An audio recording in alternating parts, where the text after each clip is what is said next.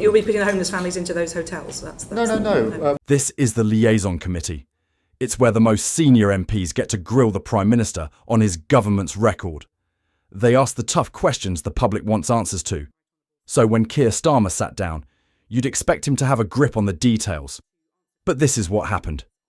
Vision in 3 years. I mean, you're saying in 3 years. Where will homeless families live? When do you think Don't worry, he'll get back to you eventually. In homelessness or living standards more generally? Well, on this particular issue on housing and temporary accommodation. The money going into temporary accommodation I want to see having immediate effect. In other words, more accommodation available. Now, obviously, it'll take some time to get it into place.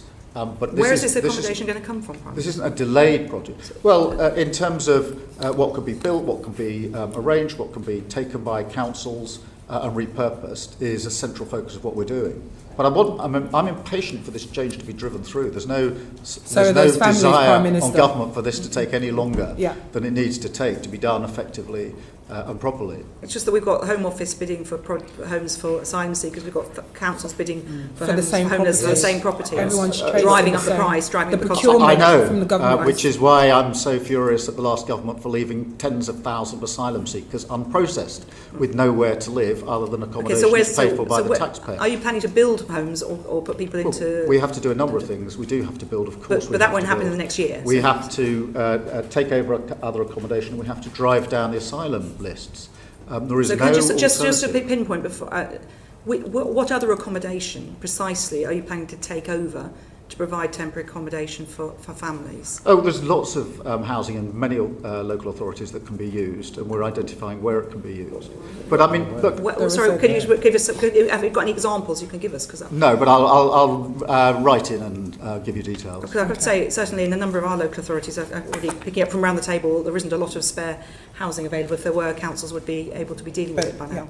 Well, exactly, which is why leaving a huge tens of thousands of unprocessed asylum seekers that need to be housed is a huge problem for so you'll be putting homeless families into those hotels? No. We're looking at what accommodation is available, and I'll make sure that we send a detailed letter. Okay, well, we certainly look forward to receiving that detailed note. I'm sure councils will be breathless waiting for it.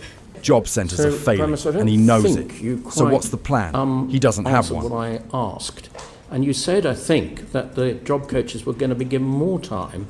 In fact, not only are the initial interviews cut from 50 to 80 minutes, the follow-up interviews are also cut considerably as well. So in other words, people seeking to get into work are finding it more and more difficult because they're getting less and less advice.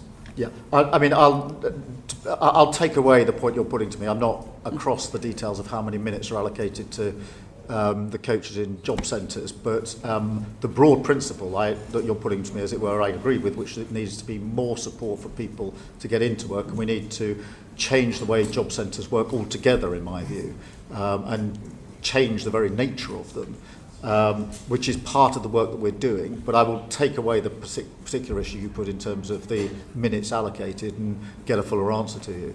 Sorry, final question for me. You said just then you want to change the way job centres work.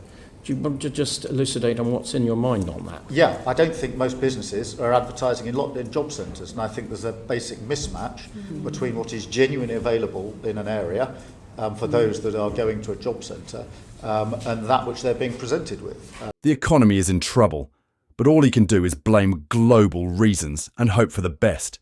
Is that leadership? No, sorry. In May, your government borrowed the second highest amount since records began, £17.7 billion you borrowed just in the month of May, and only peak COVID in May 2020 was higher. Do you expect borrowing this year to be higher or in line with forecast at the budget? Oh, in line with forecasts, and there have been monthly fluctuations, usually for global reasons, as you'll have seen in a number of other countries. But we have also obviously got our overarching fiscal rules in place, which are ironclad, one of them relating to borrowing as a proportion of debt. Charities are struggling, but instead of real help, he offers empty words and blames the last government. Sound familiar? I want to talk about National charities, and you're basically balancing the book on the back of things like children's hospices. Can I also talk about... we're clearing up the mess of the last government. On the back of children's hospitals. Good afternoon, Prime Minister. 86% of charities say that they are seeing an increased demand for their services. Meanwhile, fewer people and fewer corporations are actually donating to charity, and their overheads are going up. What's your government going to do to support charities? Well, it is important. I think over half of the charities have been exempted from the national insurance rises. We are looking at what we can do on sort of business rates, etc., for charities and put in the support that they need. That's it. Well, there's probably other things as well, and I'll write to you with further stuff. I mean, I want to talk about National charities, and you're basically balancing the book on the back of things like children's hospices. Can I also talk about... we're clearing up the mess of the last government. On the back of children's hospices. Charities also depend upon individuals giving generously. Do you know which is the most generous constituency in the country? No. It's Sheffield Hallam. 1.9% of income of the average congratulations to Sheffield Hallam. That's I know, great, right? Do you know which are the least three generous? The least three generous are Kensington and Bayswater, Chelsea and Fulham, and Holborn and St Pancras, Prime Minister, each at around about 0.5% of their income, about half of the average of the country as a whole. Now, we know that you and your colleagues aren't adverse to being on the receiving end of a little bit of philanthropic giving.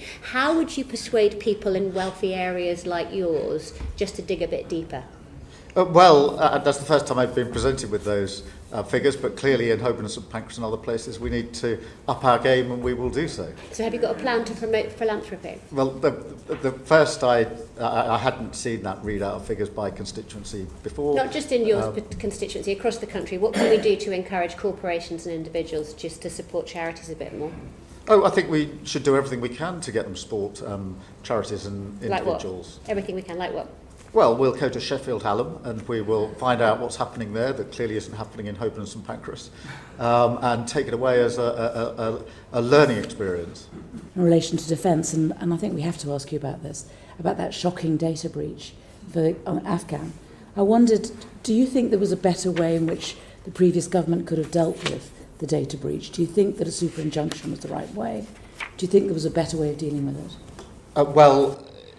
It was a shocking inheritance. We inherited the breach, we inherited the injunction, and we inherited a secret scheme. A number of us were quite uncomfortable about that, in answer to your question, which is why we set up the review to ask the question, is it necessary for these arrangements still to be in place, the RIMA review, and that produced an answer which was no, and therefore the injunction was lifted. And we put in place other measures, as you would expect, to ensure that data is more securely held in the MOD. But it was, it was a breach we inherited. And I think the Defence Select Committee is looking at it now, and I hope that members of the previous administration will appear before that committee and give their explanations. Dame Emily. I just wonder why it took a year to unpick this super injunction. Can you give us any more information about that timeline? Yes, it was a very complicated review, and having got into the situation where lives were potentially at risk, I wanted the review to be as careful as it could be. So you undertook the review because you were uncomfortable about the super injunction?